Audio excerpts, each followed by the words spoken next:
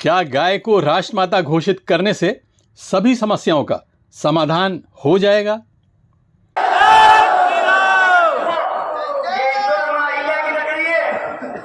हम न्याय करना अच्छे से जानते हैं। वो माता हमारी माता है और हमारी माता के लिए हम किसी के भी प्राण ले सकते हैं। बोलो जय जय श्री राम।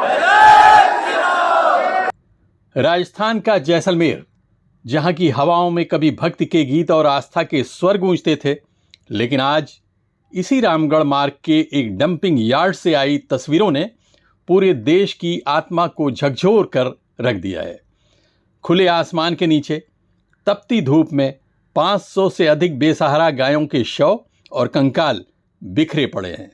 भूख, प्यास और प्रशासनिक क्रूरता की गवाही देते ये कंकाल चीख चीख कर हमसे एक सवाल पूछ रहे हैं कि हमारी इस खोखली आस्था और ज़मीनी हकीकत में आखिर कितना बड़ा फासला है। क्या हम वाकई अपनी गोमाता के प्रति वफादार हैं, जबकि देश में इसी आस्था की आड़ में बहुत से बेगुनाह इंसानों की जानें ली जा चुकी हैं। लेकिन समझो बात को। इसी दर्द के बीच देश में गाय को राष्ट्रीय पशु घोषित करने की मांग तेज हो गई है, और इस बार ये आवाज सिर्फ हिंदुओं की चौखट से नहीं बल्कि मुस्लिम समाज की तरफ से भी पूरी शिद्दत के साथ उठी है। ये मांग जितनी भावनात्मक है उतनी ही सामाजिक और आर्थिक रूप से जटिल भी। हम मुतालबा करते हैं कि गाय को कौमी जानवर बनाओ। आप सब लोग खड़े हो इस मुतालबे के अंदर। हम सब मुतालबा करते हैं कि गाय को कौमी जानवर बनाओ। जो बेचता है उसे भी पकड़ो, जो खरीदता है उसे भी पकड़ो, जो खाता है उसे भी पकड़ो।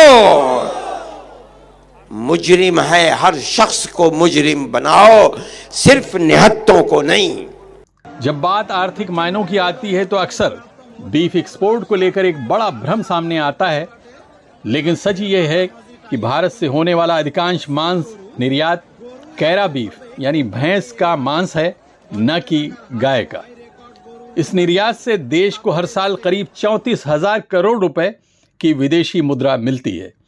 कानूनन भारत में गाय के मांस के निर्यात पर पहले से ही पूरी तरह प्रतिबंध है। अगर सरकार गाय को राष्ट्रीय पशु घोषित करती है तो इसके कई फायदे होंगे। मुस्लिम समाज के समर्थन से सांप्रदायिक सौहार्द बढ़ेगा, गो तस्करी पर कड़ा पहरा लगेगा और जैविक खेती व बायोगैस जैसे प्रोजेक्ट से ग्रामीण अर्थव्यवस्था में सुधार होगा। लेकिन इस सिक्के का एक स्याह पहलू भी है। जब गाय दूध देना बंद कर देती है तो आर्थिक तंगी से जूझ रहा गरीब किसान उसे सड़कों पर छोड़ने को मजबूर हो जाता है। इसी तरह से किसान आखिर बैल का क्या करे, क्योंकि आजकल खेती ट्रैक्टर से होने लगी है।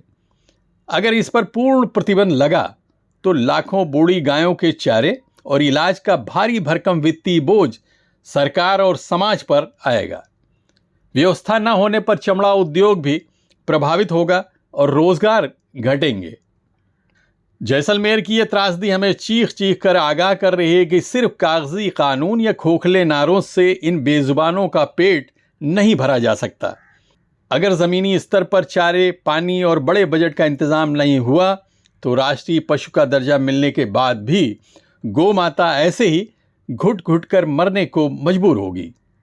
सरकार को केवल कानून की किताब नहीं बल्कि एक मजबूत आर्थिक मॉडल तैयार करना होगा, ताकि आस्था के नाम पर फिर कभी किसी जीव की ऐसी बेकदरी न हो। Abid Naqvi, press 9 news, Mumbai.